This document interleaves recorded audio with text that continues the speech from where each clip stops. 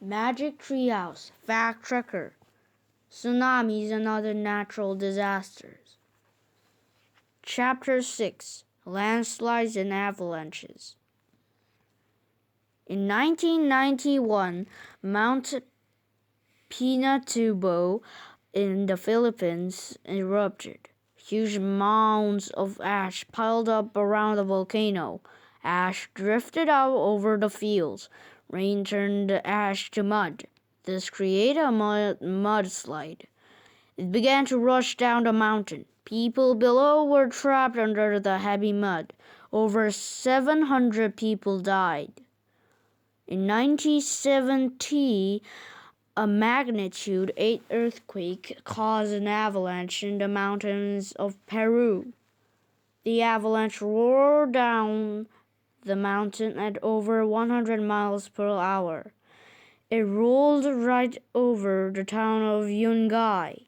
Experts think that up to 6,006,000 people may have died in the earthquake and avalanche. This statue, along with 4 palm trees, was all that remained standing in Yungay. Landslides, mudslides, and avalanches claim lives every year. These disasters cause billions of dollars of damage. What makes them happen? Can we do anything to protect ourselves? Landslides and mudslides. Landslides and mudslides happen when rocks, dirt, or mud slides down a hill or mountain. Heavy rain, volcanoes, or earthquakes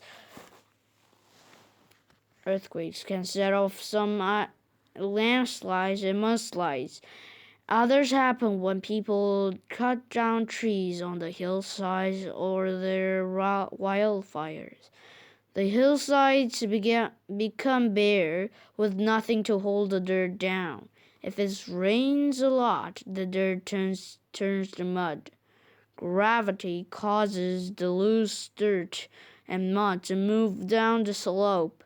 Some landslides and mudslides move slowly, but others move quickly, taking everyone by surprise.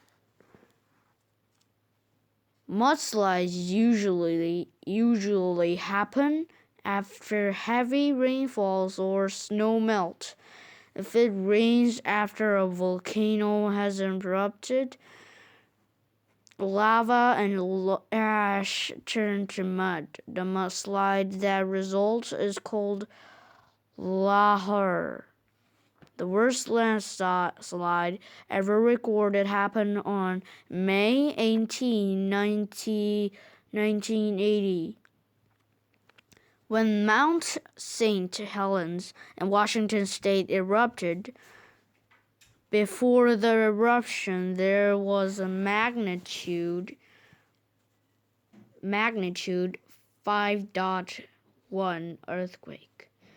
The earthquake caused a landslide on the north slope of the volcano. The landslide tore down the mountain at speeds up to 150 miles per hour. It plunged into Spirit Lake. All the water in the lake was pushed out. 600-foot waves crashed into the ridge. As the water settled back into the lake, it pulled thousands of fallen trees with it. But that's not all. The volcano's eruption melted snow on top of the mountain. The snow turned to water. The water mixed with the lava and ash coming out of the volcano. Soon a giant lahar slid down the mountain.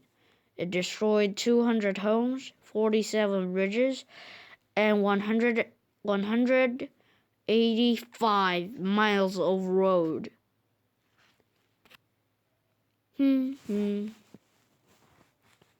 Mount St. Helens landslide.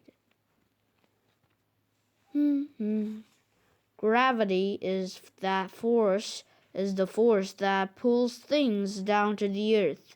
Without it, we would float away like balloons.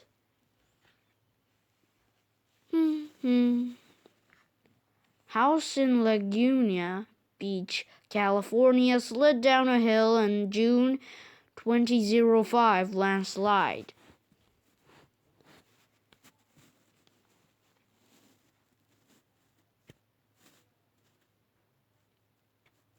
Landslide safety.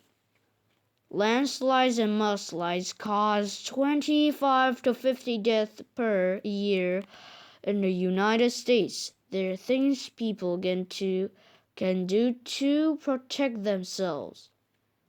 1. If you live on steep slope, listen to the radio and TV during heavy rains. 2. Beware if mud starts to trickle down the slope. Watch streams to see if the water level suddenly changes. 3. Move to high ground, especially if you see trees leaning to one side farther up the slope. 4. If a slide happens suddenly, get under a table or another strong piece of furniture. Avalanches.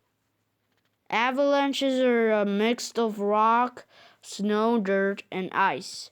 They travel quickly and suddenly down the steep sides of mountains. Avalanches happen often. There are about 250,000 a year at the Alps mountain range in Europe. France has held the world avalanche record for the past 10 years. Many of the avalanches in the United States happen on the West Coast. For the past 6 years, Alaska recorded the largest number. Large avalanches contain lots of snow. The snow could fill 20 football fields 10 feet deep. Imagine being caught in that. The most dangerous avalanches are called slab avalanches. They form when a soft or weak layer of snow cannot hold the snow layers that covers it. An avalanche expert in Utah describes a slab avalanche as a dinner plate sliding off a table. Slab avalanches travel fast, more than 60 miles per hour. You could never outrun one. Blame the snowflakes. Under a microscope, snowflakes look like stars with 6 points. No two are the same. When snow falls, new layers of snow put pressure on the snow underneath. This pressure makes the points on the snowflakes rounder. The crystals don't lock together as tightly. Gravity forces the snow to slide down the slope. An avalanche is on the way. Avalanche increase when the weather warms up or during big snowstorms. The melting snow or the new snow or melted layers makes the snowflakes unable to bind together. One layer loosens and gravity pulls it and everything on top of it down the slope. Earthquakes, rainstorms, and volcanoes can also trigger avalanches. People can even set off avalanches if they disturb unstable snow. Most of the avalanches that kill snowmobilers and skiers are accidentally set off by the people themselves. If you're if you plan to ski or snowmobile or on a mountain, tell people where you are going and don't go alone. Sometimes there's signs posted that say danger, avalanche.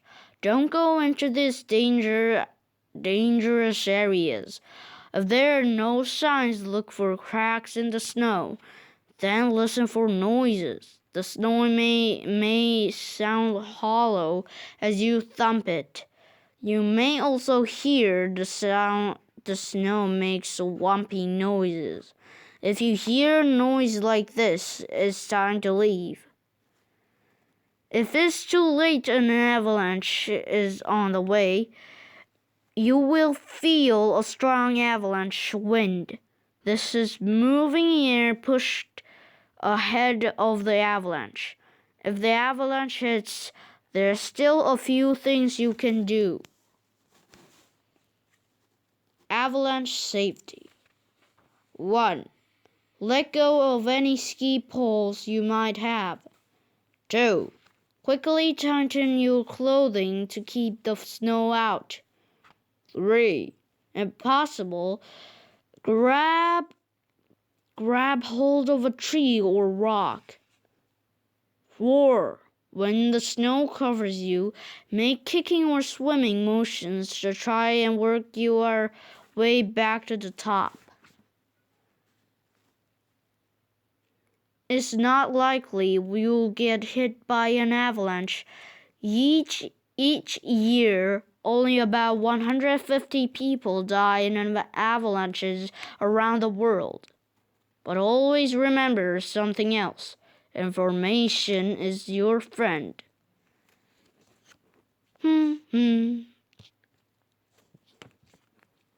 Magnified snowflakes.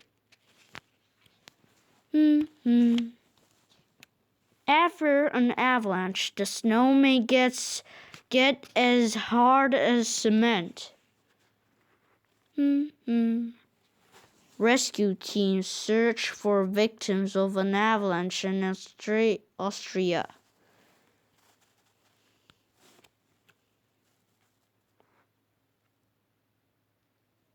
If you want to see a timeline of some more modern disasters, look at the page of 100 to 101. Chapter 7. To the Rescue. Skilled rescue teams from all over the world rush to help in times of disaster. Many teams are made up of volunteers who give their time and skill to help. Doctors and nurses set up tent hospitals to treat the injured. Planes began to arrive with blankets, food, water, tents, and medicine. There are even teams that come in to rescue animals. People skilled in finding victims in the ruins of buildings arrive. Engineers bring heavy equipment to remove rubble. And all over the world, people send money, food, and clothing to the victims. Rescuing people. The first challenge the teams face is getting people out of fallen buildings. Rescuers shot through bullhorns to the trapped people. They tell them to tap on whatever they can reach. As the victims tap, a device called a life detector senses where the noise is coming from. Rescuers then try to reach the victims. Another helpful instrument is a search cam. This is a special camera that can take pictures through small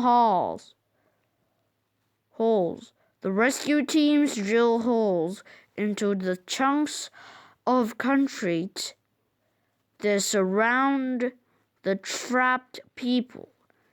They guide cameras into the holes. The cameras send back images of the people trapped inside. Some of the best rescuers aren't people, they're dogs. Dogs have a much greater sense of smell than people's. Rescue dogs are trained to smell victims trapped under buildings or even snow. One avalanche expert said that one dog is worth 20 people in finding an avalanche victim.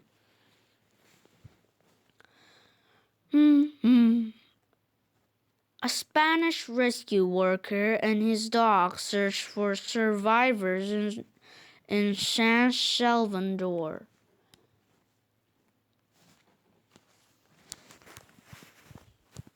Thank you for reading the Random House book. We hope you enjoy this book. Thank you.